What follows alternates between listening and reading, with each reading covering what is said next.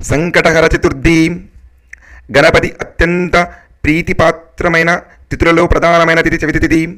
అయితే ఈ చవితి లేదా చతుర్థి పూజను 2 రకములుగా ఆచరించగలరు. మొదటిది వరుద చతుర్థి, రెండవది సంకటహర చతుర్థి.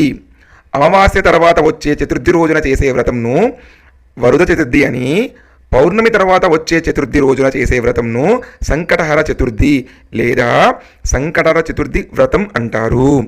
ఇందులో వరుద చతుర్థిని వినాయక వ్రతంగా కానీ వినాయక చవితి రోజు కానీ ఆచరించదురు. సంకటములను తొలగించే అంటే కష్టాలను తొలగించే సంకటహర చతుర్థి వ్రతమును మాత్రం ఆలంబనంగా ఆచరిస్తూ ఉంటారు. ఒకవేళ సంకటహర చతుర్థి మంగళవారం కానీ వస్తే దాన్ని అంగారక చతుర్థి అని అంటారు. అంగారక చతుర్థి నాడు సంకటహర చతుర్థి వ్రతం ఆచరించడం వల్ల జాతకంలోని కుజదోష సమస్యలు తొలగిపోవడంతో పాటు చేసే పనులలో సంకటములు అన్నీ తొలగి సఫలీకృతం అవుతుందని ప్రతీతి. ప్రతి మాసం కృష్ణపక్షంలో అనగా పౌర్ణమి తర్వాత 3 లేదా 4 రోజుల్లో చవితి వస్తుంది. ప్రదోషకాల సమయమునకు సూర్యాస్తమయ సమయమునకు చవితి ఎప్పుడు ఉంటుందో ఆ రోజున సంకటహర చతుర్థిగా పరిగణించాలి. అయితే 2 రోజులు ప్రదోష సమయంలో చవితి ఉండడం సాధారణంగా జరగదు. ఒకవేళ ఎప్పుడైనా అలా జరిగితే 2వ రోజున సంకటహర చవితిగా పరిగణించాలి. సంకటహర చవితిని వ్రతాన్ని 3, 5, 11 లేదా 21 నెలల వరకు పాటించడం ఆచారం. ఈ వ్రతాన్ని బహుళ చవితి నాడు ప్రారంభించాలి. వ్రతాచరణ రోజున ప్రాతకాలమే శిరస్సున స్నానం చేసి తర్వాత గణపతిని పూజించాలి. 1/2 మీటరు పొడవు ఉన్న తెలుపు లేదా ఎరుపు రవికల గుడ్డ ముక్క తీసుకొని వినాయకుడు ముందు పెట్టి దానిని పసుపు కుంకుమలతో అలంకరణ చేయాలి.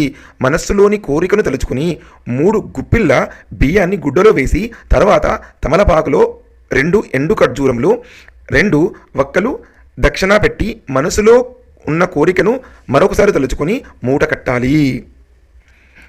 సంకట నాశన గణేష స్తోత్రం సంకటహర చతుర్థి వ్రత కథను చదవవలను. ఈ మూటను స్వామి ముందు పెట్టి దీపం వెలిగించి కొబ్బరికాయ లేదా పళ్ళు స్వామికి నివేదనగా అర్పించాలి.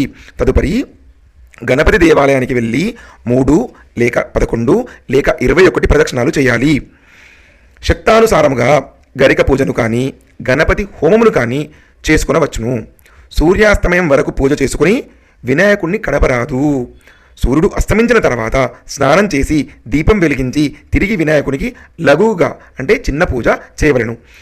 నియమం పూర్తయిన తర్వాత వినాయకుడికి ముడుపు కట్టిన బియ్యంని పొంగలి చేసి స్వామికి నివేదించి సాయంత్రం తినాలి. ఇప్పుడు సంకటహర చతుర్థి వ్రత కథ. ఒకానొక నాడు ఇంద్రుడు తన విమానంలో భృంగుడి అనే ఋషి దగ్గర నుంచి ఇంద్రలోకానికి తిరిగి వెలుగుతుండగా గర్సేన్ అనే రాజు రాజ్యం దాటే సమయంలో అనేక పాపాలు చేసిన ఒకానొక వ్యక్తి ఆకాశంలో పైనుంచి ఆ విమానంపై దృష్టి సారించాడు. అతని దృష్టి సోకగానే ఆ విమానం చటుక్కున భూమిపై అర్ధాంతరంగా ఆగిపోవడం జరిగింది. ఆ ఇంద్ర విమానం అద్భుతమైన వెలుగుకి ఆశ్చర్యచకితుడైన ఆ దేశపు రాజు సురసేనుడు గబగబా బయటికి వచ్చి ఆ అద్భుతాన్ని ఆశ్చర్యము చెందుతూ తిలకించసాగాడు. అక్కడ ఇంద్రుని చూచి ఎంతో సంతోషానికి లోనైన మహారాజు ఆనందంతో నమస్కరించారు. ఇంద్రునితో అక్కడ విమానం ఎందుకు ఆపినారో కారణం అడిగాడు. అప్పుడు ఇంద్రుడు, ఓ రాజా, మీ రాజ్యంలో పాపాలు అధికంగా చేసిన ఒక వ్యక్తి ఎవరిదో దృష్టి సోకి విమానం మార్గ మధ్యలో అర్ధాంతరంగా ఆగింది అని చెప్పాడు. అప్పుడు ఆ రాజు, అయ్యా, మీరు మళ్ళీ ఆగిపోయిన విమానం ఎలా బయలుదేరుతుంది అని అడిగాడు వినయంగా. అప్పుడు ఇంద్రుడు, ఇవాళ పంచమి, నిన్న చతుర్థి, నిన్నటి రోజున ఎవరైతే ఉపవాసం చేశారో వారి పుణ్యఫలాన్ని నాకిస్తే నా విమానం తిరిగి బయలుదేరుతుందని చెప్పాడు. సైనికులంతా కలిసి రాజ్యమంతా తిరిగారు అన్వేషిస్తూ. ఒక్కరైనా నిన్నటి రోజున ఉపవాసం చేసిన వారు కనబడకపోతారా అని. కానీ దురదృష్టవశాత్తు అలా ఎవరూ దొరకలేదు. అదే సమయంలో కొందరు సైనికుల దృష్టిలో ఒక గణేష దూత వచ్చి మరణించిన స్త్రీ మృతదేహాన్ని తీసుకువెళ్ళడం కనిపించింది. సైనికులు వెంటనే ఎంతో పాపాత్మురాలైన స్త్రీని ఎందుకు గణేష లోకానికి తీసుకువెళ్తారని ప్రశ్నించారు. దానికి గణేశదూత, నిన్నంత ఈ స్త్రీ ఉపవాసం ఉంది, తెలియకుండానే ఏమీ తినలేదు, చంద్రోదయం అయిన తర్వాత లేచి కొంత తిన్నది. రాత్రంతా నిద్రించి చంద్రోదయ సమయానికి నిద్రలేచి కొంత తినడం వల్ల ఆమెకి తెలియకుండానే సంకటహర చతుర్థి వ్రతం చేసింది, ఈరోజు మరణించింది అని చెప్పాడు. అంతేకాక ఎవరైనా తమ జీవితకాలంలో ఒక్కసారైనా ఈ వ్రతం చేస్తే వారు గణేశ లోకానికి కానీ స్వనంద లోకానికి కానీ చేరుకోవడం మరణాంతరం తథ్యం అని చెప్పాడు. గణేశుని దూతని అప్పుడు సైనికులు ఎంతో బ్రతిమలాడారు. ఆమె మృతదేహాన్ని తమకిమ్మని, అలా చేస్తే విమానం తిరిగి బయలుదేరుతుందని ఎంతో చెప్పారు. ఆమె పుణ్యఫలాన్ని వారికి ఇవ్వడానికి గణేశ దూత అంగీకరించలేదు. ఆమె దేహం నుంచి వీచిన గాలి ఆ విమానం ఆగిపోయిన చోట చేరి విస్ఫోటనం కలిగింది. మృతదేహం పుణ్యఫలం పొందినది కావటం వల్ల ఆమె దేహాన్ని తాకిన గాలి సైతం పుణ్యం పొందింది. దాని వలన ఇంద్రుని విమానం బయలుదేరిందని చెప్పవచ్చు.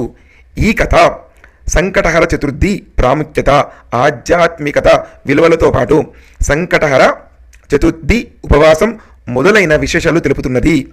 వినాయకుని అందరి దృష్టిలోనూ ఈ వ్రతం చేయటం వలన చాలా పుణ్యం పొందుతారని భావన. ఈ వ్రతం మహత్యం వలన ఈ వ్రతం ఆచరించిన వారు ఎవరైనా గణేశుని లోకానికి లేదా స్వనంద లోకానికి వెడతారని, అక్కడ భగవంతుని ఆశీస్సుల వల్ల ఎంతో ఆనందాన్ని అనుభవిస్తారని అంటారు. శుభం భవతు.